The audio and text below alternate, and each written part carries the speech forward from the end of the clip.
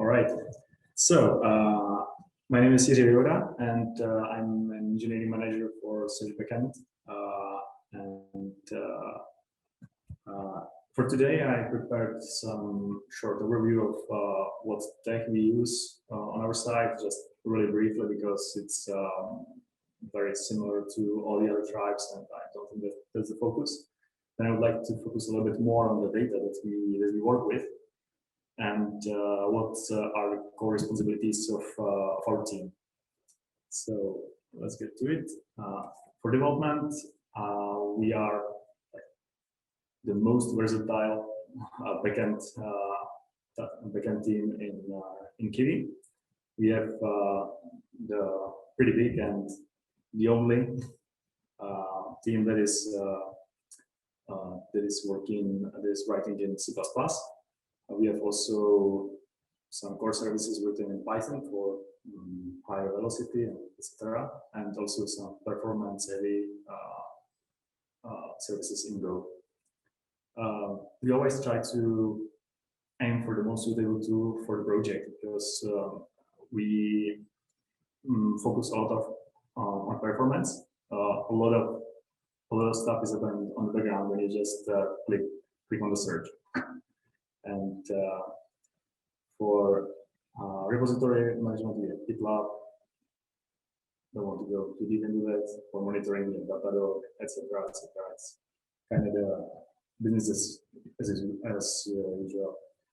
From infrastructure point of view, we have currently GCP and OVH, and there is a pretty nice dedicated network tunnel from Megaport connecting these two.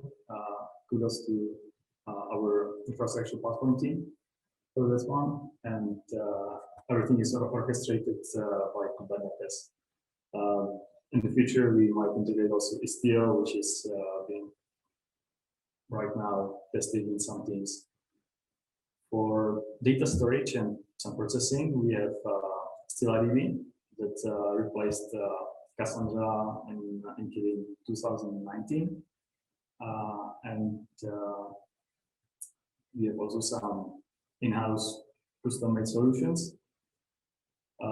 We also use Redis for caching, a little bit of PostgreSQL. That's not that heavy as in the other teams in Kiwi, because it doesn't make that much sense on our side.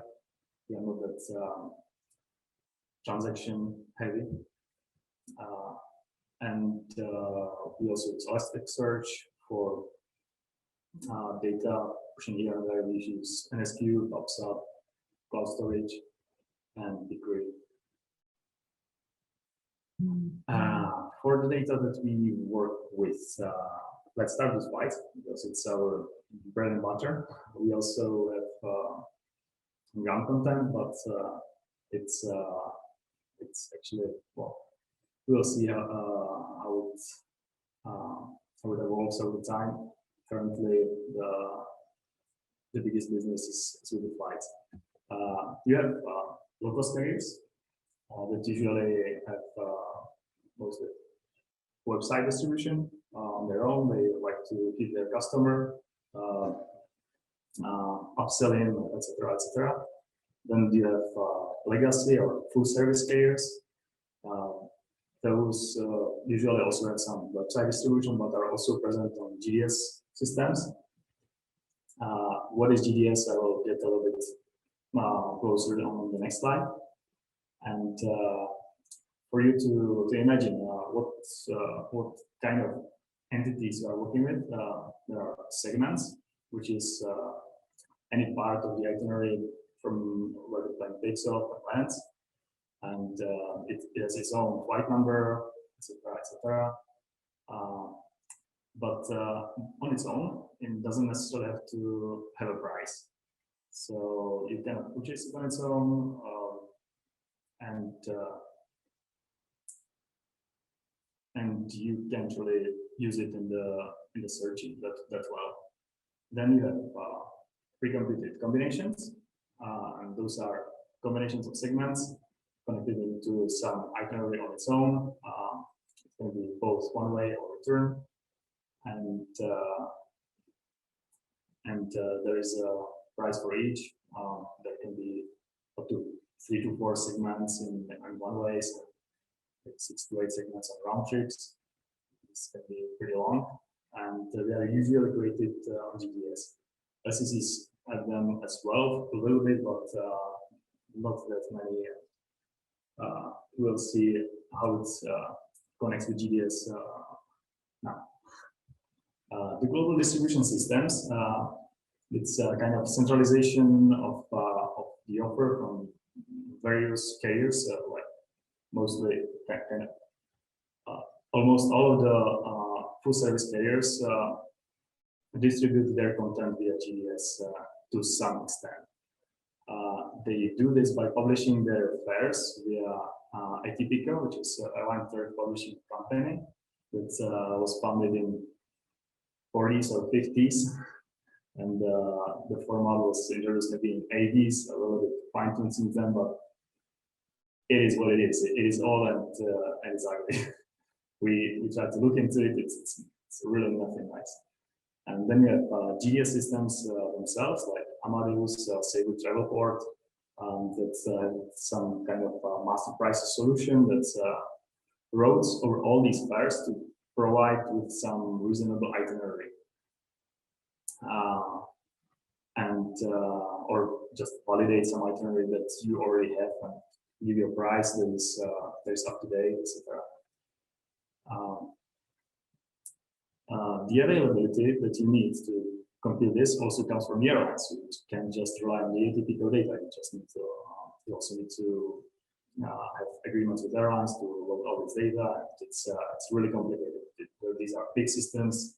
The whole industry is kind of love-hate relationships between all of them, because not all the airlines like GDS is, but they can't really live without them. And yeah, it's quite funny if you get a little bit deeper into it. Another interesting thing is that if you're searching over atypical data for some technical audience, over here it can be quite interesting that it's actually proven NP-hard problem. So there are a lot of heuristics. The engines are actually benchmarking one against the other to get who is the best, and it's really a very complex problem. And pairs themselves then just add to it. Another complexity is that they form alliances and they have families for different market-specific mutations, like Visa UK or something like that. And on one side, you can have different operating, marketing, validating, or most significant carrier via code sharing and stuff like that.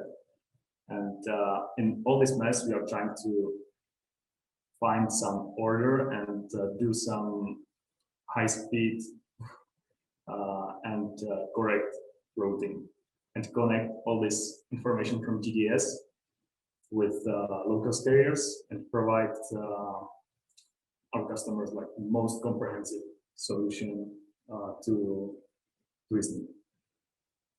We also have ground content, as I mentioned. It's just really briefly about this. It's a different problem. You have scheduled lines, they have multiple stops. You can get anywhere and you don't go to the destination. The problem of routing above this is totally different from flights. The data properties are also different, so you cannot really store it all together. The prices are a little bit less volatile, which is better, but still it's totally different. You can't really use what you have for flights to extend it to ground. So for our responsibilities, we have the content management. We have internal cache of all the content that we offer, and it's in a distributed database. It's still RDBT, which replaced Cassandra in 2019. It was really really interesting ride, and if it clicks with you, I suggest to go and check out the talks that my colleagues had on Stila Summit in 2018. It will be very easy to Google it up. There is a big load on the database because we need to all the content all the time, like checking what is changing for the routing, and then it needs to load all the details for satisfying the search queries. You need to update all the content, like real time. There are currently like 400,000 write queries every second, and 900K read queries from the database. It used to be in 3 zones, in 3 replicas, but one of them kind of burned down recently and hasn't been replaced yet. I guess Jusna already mentioned this in his talk. But kudos again to infra platform team, because it was a little bit heated, but we were just sleeping in the night. Nothing that bad happened. We were just working as usual. Regarding some volumes, we have 60 million, 67 million segments from the terminals I mentioned before, and 380 million of one-way combinations of these segments, and 1.5 billion round-trip combinations. The data is kind of 1 year in advance. It's not evenly distributed, as you can imagine. And for ground, we have 900,000 regular operated lines and 34 million scheduled connections, like when these lines on some specific dates go on a trip and cost something, and we can use them for the routing. We are fine-tuning this with content analysts and data acquisition teams, because they provide us the data. We are not acquiring anything of this. The separate team, Kiwi, is responsible for that. We are just consuming what they send us and store it and manage it. And we are also providing the access to this data to the rest of the company, the rest of the provider needs it in all the steps and booking flow and everything. And the services actually that work with Stila are written in Go, so give it a little bit connection to our tech stack. Then we have routing. The challenges, as I already kind of scratched the surface when I was talking about the GS systems. You actually need to route over the combinations. You cannot really route over the segments, because the segments don't have price of their own, and you cannot really optimize on anything when you don't have price, because it's you got to have it, and it's not even purchasable. So you route over 380 million one-way combinations and 1.5 billion round-trip ones, if you are searching for round-trip. Another thing is that actually round-trip is any to one way, it's just glued together. So you first need to search with all the round trips that you have, and maybe try to compose it together with some one ways or some other things that you have to satisfy the search query, because you are doing virtual interline. We are not just relying on the cache that we have, just we just easy lookup doing the routing. We are connecting different combinations together to provide an itinerary. For us, combination is just a building block; it's starting point.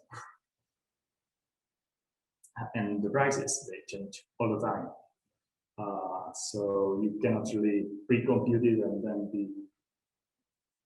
find that it's gonna be valid for another week. No, it doesn't work like that. But in the early days, or until recently, and we'll be doing it even now, we are doing some pre-computation. We have pre-computation all the roads in the world for each day that we have the content for, and we store it in this huge index into our custom-made in-memory distributed database. It's a really impressive piece of technology. It's all this routing and stuff. It's done in the C++ team, as you can imagine, because it's very, very computation heavy, and you need a lot of performance here. And the response time for normal queries is in just a couple of milliseconds. Like normal query for I want to go from one place to another and the other side of the world, and within 7 milliseconds you have okay, this is the result. And you could do very complex, kind of insane wide range searches as well, which were essential for, especially for our early days when we had the huge map. Maybe you remember on Kiwi, there was a map, you could see the prices everywhere, and for these wide range queries were essential. It is not used that widely anymore. It's a little bit hard to get the map on the front end, but it is possible. I dare you to try it. So, well, sounds sexy, right? Well, it used to be. It's not anymore. Currently, we need to do it a little bit different because the data gets stale when you pre-compute it for a couple of hours. The instant queries are actually not that essential for the business. It's more nice than important. You can do some workarounds. You cannot pre-compute everything because the furthering demands can vary a lot. But what was really nice about it, it allowed us to build our lemma search, which is actually a German salesman program, because we were just able to load a lot of results real time and build all the possible roads in a graph. What we do now is real-time routing engine. It's kind of the new agent of search on our site. It's the data latency dropped significantly. We have a little bit higher response time in comparison to Precompute, which is understandable, but it's still no disaster. The engine has much higher configurability. You can use it for various proofs of concept, for different products or integrations. It's less resource hungry because the pre-computed stuff with the pre-computer, it's a really big piece of infra, a lot of memory, and it scales a little bit better. For ground routing, it's, as I mentioned, it's totally different. The price is actually, you don't have one price for one line, you have price for all the combinations of stops there. So it's kind of half metrics. And we actually, to be able to do it well, because we cannot refresh all these prices all the time, we actually have ML solution for price prediction over there, which is pretty neat, I would say. Then we have some public search API that is like the gateway for the partners to get to the results, and which creates the itineraries and make them bookable for the rest of the team and so on. Currently, we satisfy around 800 requests per second. Before Corona, it was up to 2,000. There needs to be a lot of configurability. Each partner, each client is a little different, has different needs, has different requirements. There is the core A/B testing functionality for testing kind of everything in the company. And we actually do a lot of price checks during the search time. We also do the pricing. We have various pricing strategies to fight the competition and offer the best deals. It's very, very sophisticated. A lot of dimensions there as well. We do pricing for all the ancillaries. We have some internal tool to evaluate the A/B tests and for revenue management to set it all up. and some ML solutions to optimize it. And we also have a couple of extras, which we have some location service. This is just side over the time, so really quickly. That is just a service that when you look at the map, you see all the airports, all the cities that it's coming from us. It's built on Elasticsearch, and we have some custom integrations for various partners, like for example Google. If you look up some files on Google, it's a big chance that you will find our results there. It's one of our integrations built in our team. And yeah, if you liked what you saw, and if you would like to know a little bit more about it, we are actually hiring. Right now, there are positions open for some really senior C++ dev, because one of our colleagues left recently and he was really skilled, so prepared to be under close scrutiny if you want to fill his shoes.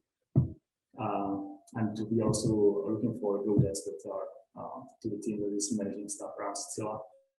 And when the situation gets a little bit better, we will be really looking for some Python Go devs for the core team as well. So that's it from me. Thank you very much. If there are any questions, I guess we'll go with the separate channel to hold the time for the rest.